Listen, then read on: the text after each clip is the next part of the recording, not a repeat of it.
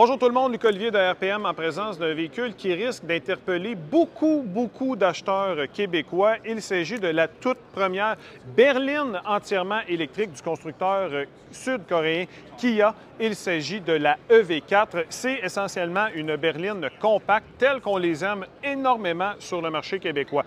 Donc, c'est une voiture qui est construite sur la plateforme EGMP, mais pas l'architecture 800 volts telle qu'on le connaît du côté des EV6 et des EV9. On a une approche qui est beaucoup plus conservatrice, mais il n'en demeure pas moins que c'est le premier modèle, un des premiers modèles qui sera commercialisé sur cette plateforme au Canada. Plateforme qui sera d'ailleurs partagée avec le petit EV3 et le EV5, un VUS compact. En matière de style, maintenant, il faut admettre que Kia n'y va pas avec le dos de la cuillère ni de la main morte parce que c'est assez frappant.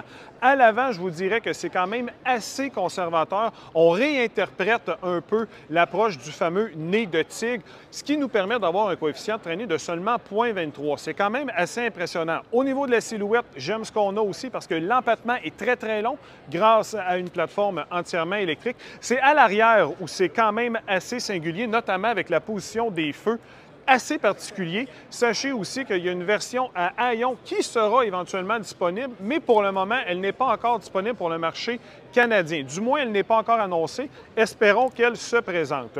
D'un point de vue de cabine, on a une approche qui est typique du côté de chez Kia. On a toujours cette éternelle plaque noire de près de 30 pouces de large où on retrouve 3 écrans, 2 de 12,3 pouces, de même qu'un de seulement 5 pouces au centre. Et ça, c'est repris directement de son très grand frère, le Kia EV9.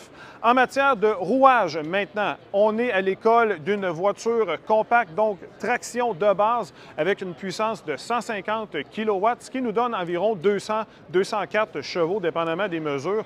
On a aussi deux choix de batteries qui sont disponibles. De base, pour le modèle Light, qui est le seul d'ailleurs avec cette batterie, on a une batterie d'une taille de 58,3 kWh, alors que toutes les autres versions seront équipées d'une batterie, tenez-vous bien, de 81,4 kWh, ce qui nous permet d'avoir vraiment des grandes autonomies, et ça, c'est très intéressant.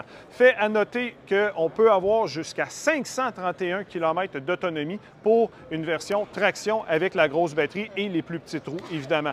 On va avoir pas moins de 9 versions différentes qui vont occuper la gamme du Kia EV4, donc beaucoup de choix pour les consommateurs. Maintenant, il y aura aussi une version à 4 roues motrices qui va s'ajouter plus tard, donc ça, c'est un autre facteur qui est extrêmement intéressant pour le marché québécois, mais encore là, il nous manque des données, on n'a pas la puissance ni les autonomies. Les premières Kia EV3 Les premières Kia EV4 berlines arriveront sur le marché canadien en fin d'année 2025, début d'année 2026. Et évidemment, les prix seront connus plus près de cette date. Mais il y a une chose qui est extrêmement intéressante et très importante. Du côté de chez Kia, on nous dit que là, on va vraiment rapetisser l'étendue au niveau des prix entre une version à essence et une version électrique. Donc, les prix de base de cette version-là devraient être très proches des versions les plus équipées à essence. Donc, on voit vraiment que le gap se rapetisse de plus en plus entre une voiture à essence et électrique, et ça, c'est une excellente nouvelle.